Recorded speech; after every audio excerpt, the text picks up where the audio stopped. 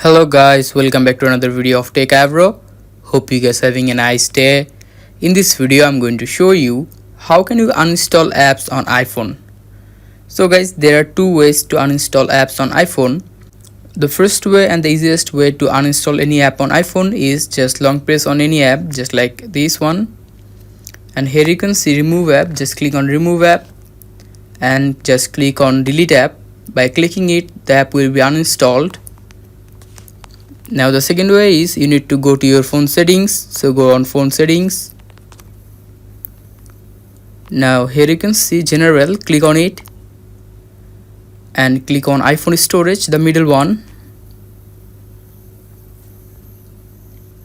Now from here, if you want to just uninstall any app, just like this one, here you can see the last option is delete app. Just click on delete app and just confirm delete app. By clicking delete app again, you can uninstall this app. So guys, that's how you can do it. Hope you find this video helpful. If you find it helpful, then give a thumbs up and don't forget to subscribe. Techavro. Thank you so much.